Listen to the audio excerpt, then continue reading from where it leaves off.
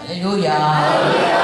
Saya suka menerangkan ini seperti kalau ada orang yang ditawan oleh perompak atau kapal bajak laut. Dia ditawan lalu dijadikan ABK, artinya orang yang kerja di situ jadi budaknya. Apa saja kata perompak ini, ya, hambanya itu, budaknya itu harus ikut. Ya, bersihkan kapal, bersihkan. Apa bikin? Bentar-bentar, karena dia memang setan kerja mencuri, membunuh. Itulah Tuhan kita sebelum kita selamat. Efesus 2 ayat 1 dan 3 berkata, kamu taat kepada penguasa jahat di udara itu. Ya, nggak bisa nggak. Makanya kita kepada siapa kita taat, jadi hambanya. Hamba kepada setanlah kita. Walaupun dia pangkatnya tinggi, kedudukannya baik, tetapi yang tidak kelihatan hidupnya belum hidup, belum lahir baru, belum ada hidup kekal, mati secara rohani. Itulah hidup kita. Itulah yang ditanamkan waktu baptisan. Dan kemudian waktu kita bangkit dari air itu proklamasi kita. Aku sudah kejadian baru, hidup dalam Yesus. Aku hamba kebenaran, hamba Yesus. Yesus Tuhan.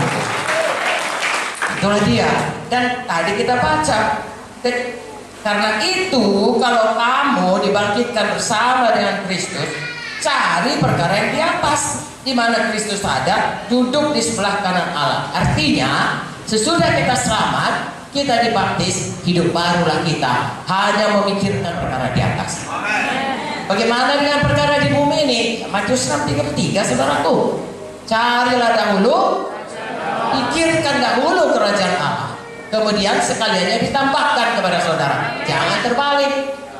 Saudaraku, kalau ada kuda, kereta, ya kudanya di muka, keretanya di belakang. Kalau keretanya di muka, kudanya di belakang, keretanya nggak maju-maju. Iya kan? Kudanya disorong-sorongnya nggak maju-maju. Tapi begitu diganti, kudanya taruh di muka, langsung diseretnya kereta. Hidup kita pun begitu. Cari dahulu kerajaan Allah, maka segala berkat ini akan datang kepadamu. Ulangan 28 berkata, maka saudara lebih suka saudara kejar, kadang-kadang nggak dapat, kadang-kadang dapat, atau berkat itu mengejar saudara. Dikejar, saudara mengejar berkat, atau saudara yang dikejar berkat. Nah, itulah jadi kalau kita bersungguh-sungguh hati hidup di dalam jalan Tuhan. Haleluya. Mengapa kita mau begitu? Karena mata kita memandang kepada kekekalan. Haleluya. Saudaraku, manusia ini pertama, ya, kita diciptakan segambar dengan Tuhan. Tuhan itu adalah Tuhan yang kekal. Jadi dalam hati kita ada order, ada naluri, ya, ada satu drive, ya, satu dorongan itu selalu mau hidup kekal. Karena itu memang ditaruh di dalam hati kita. Buku Khotbah mengatakannya, ya, Tuhan menaruh kekekalan dalam hati manusia.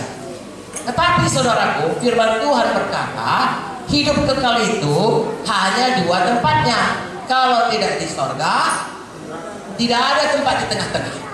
Sekali masuk ke sorga, sorga selamanya. Sekali masuk ke neraka, neraka selamanya. Dan itu ditentukan selama kita ada di dunia ini. Jadi sebenarnya bagaimana secara kita memandang dunia ini? Biarlah saya cerita lagi kepada saudara hal-hal yang tidak kelihatan ini. Bisa saudara bayangkan, Tuhan kita itu Alfa dan yang awal. Nggak tahu itu. Ngeri juga membayangkannya itu.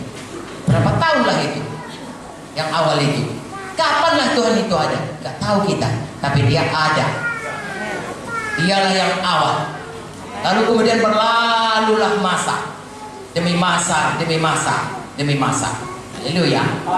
Adalah masa, kalau dari Alkitab dimulai dengan penciptaan. Tuhan sudah ada jauh sebelumnya. Berapa lama? Tuhan lah yang tahu. Haleluya. Lalu datanglah masa penciptaan. Jadilah bumi ini. Kemudian Tuhan menempatkan Adam, dan saudara bisa baca dalam Alkitab ini keturunan demi keturunan demi keturunan demi keturunan. Betul?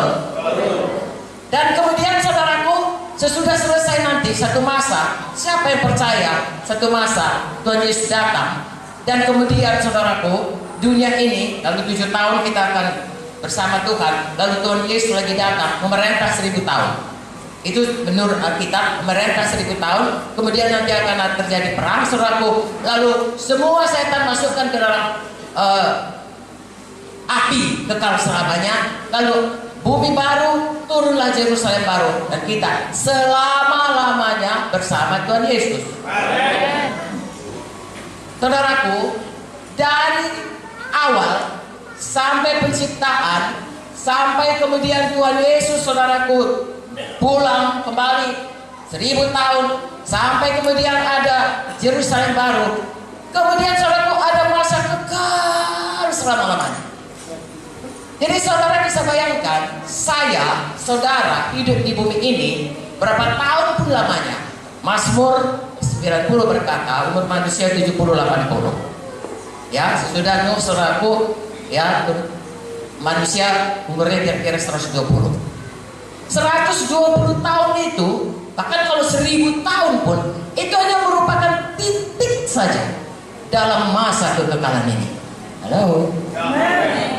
Jadi saya dan saudara ada di bumi dalam pandangan kekekalan itu hanya satu titik saja.